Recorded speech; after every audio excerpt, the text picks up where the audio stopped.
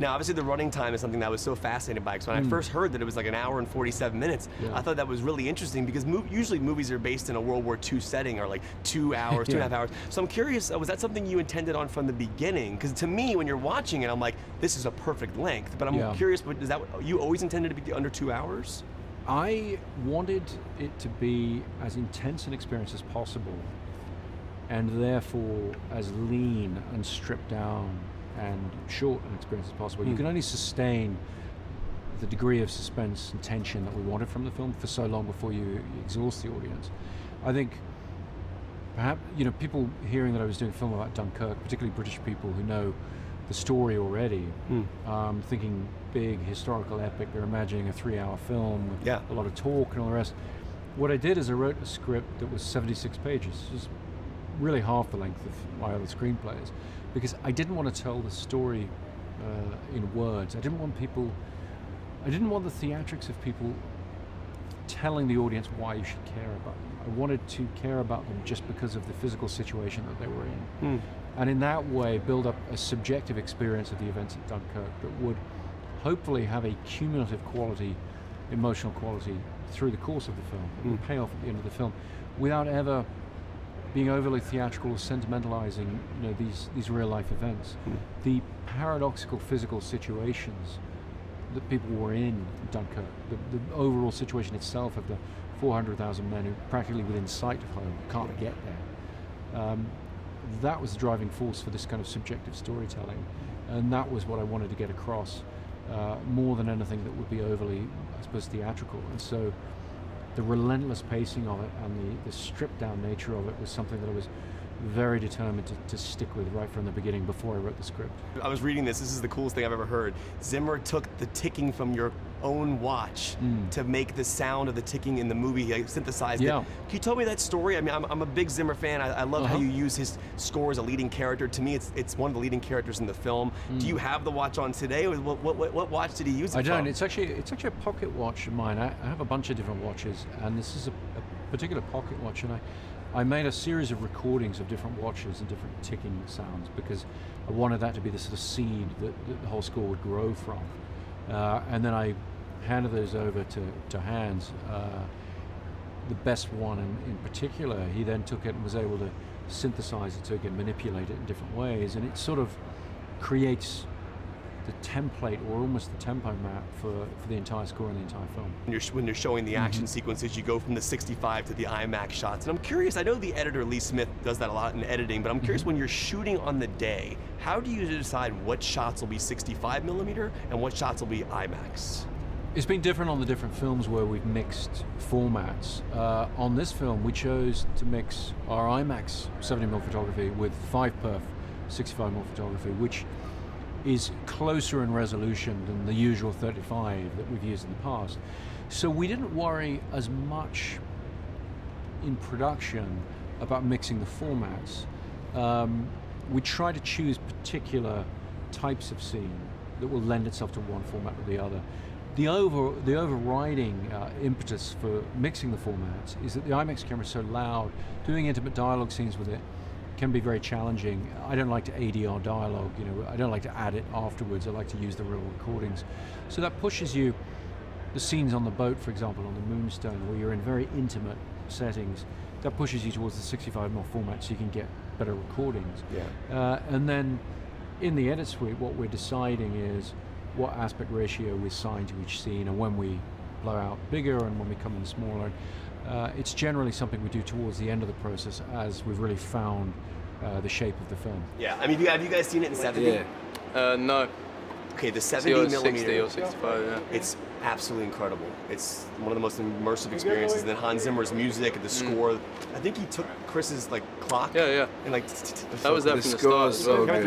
Cool. Well, first of all, congratulations to you guys. I'm geeking out to be here. I know that Nolan does a lot of things in camera, which is the coolest thing. Can you talk about filming the underwater sequences and how those? One second. Ah, damn it. Yeah. It's Harry's fault. You're too tall, man. It's Harry and Finn's fault. Sorry. Come on, guys. Always. Your name and All right, here we go. All right, Kevin McCarthy, Washington, D.C. anytime. All right, so I'm a big fan of Christopher Nolan, the way he does his special effects in camera. You look at The Dark Knight when he flipped that 18-wheeler, all those things. But he actually had you guys underwater in these underwater sequences. Talk about filming that. How long were you actually under, and was there somebody bringing you guys oxygen? How does that work when you're shooting a scene like that in the movie world? I think it was, you know, it was like filming, and then between takes you'd come up, and I think they were like short bursts. Obviously, the action was so intense and quick. Yeah. It was very intimate, I'd say. You know, they flooded the thing, and it was us and a camera and a couple of crew in there, and you know, it was good. It was fun. Yeah, I think it's surprisingly simple. I think it looks a lot more complicated than it is, but it's really just ducking under the water for about a minute or something with a camera in a case that they just... 3 minutes. I mean, sorry, 10 minutes? Yeah, you learned to... 25. I'm half dolphin now.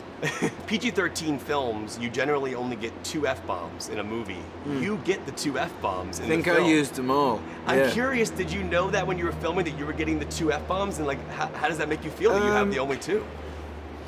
Yeah, it makes me feel really cool. No, I don't think both of them were in the script, actually. I think Chris creates these worlds around you where you don't really feel like you have to act that much. He makes it really instinctive. And I think the amazing thing with him is that for such a large scale of a film, and you know, the movie kind of making process in general, is that you never feel like you're in this massive thing. He makes it super intimate, and it's kind of you and the camera, and he's right next to the camera. And I think it just kind of carries you, you know, you get a little carried away a little bit. He makes it easy for you to just be very much immersed in it. Yeah.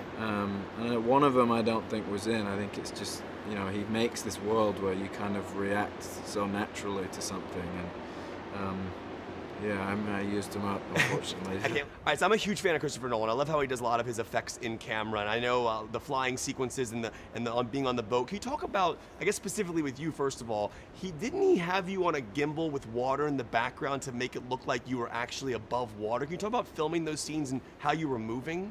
Yeah, I mean, Chris, the movement in the cockpit, that is actually Chris. Chris is moving the cockpit. He's operating it? Yeah. Oh my God. And like if you had to get hit by something, Chris threw it. He was doing that with the Moonstone as well. He was rocking it side to side, like, you know, he really was participating. He's literally made the film. Yeah. He literally makes it. That's insane. Yeah. Now, being on the boat, though, I know a lot of it was filmed actually on water. Most of it was. All of it was, yeah. Talk about, obviously, being on the water all day long. Did it help you actually stay in character longer to be out there on that boat like that? Can you talk about what your circumstances were like? Yeah, the most amazing day on that boat was going out of the Dunkirk harbor along the side of the very pier, the mole, I think they call it, and going out around it and being, you know, 200 or 300 yards off of the beach, right where the thing happened. And there are still boats and ordnance and things sunk beneath you. And going back and forth when we were first learning how to do the boat, and I think we filmed there too, being in the very space where it happened, that was really freaky. Presence. That was very freaky. Now, I saw the film last night. I think it's an absolute masterpiece. You were behind me in the theater last night. Talk about your experience watching it on a 70mm IMAX screen. And then obviously you were there shooting it, but what was it like to see it on the screen like that? Yeah, to see it was like I was filming it again. I'm not even messing, like, you know, the plane sequences especially, like, you know, when it was torn, I was like, you know, I was going, all right, I can't turn my head that much, but like, it was just, you were there, and I hope it does that for lads my age at home as well. Brings the youth, like the young lads into it, and lets them realise and show what Dunkirk was, and because I had no clue. I did have a clue, but I wasn't aware of the whole thing of Dunkirk, you know. Yeah.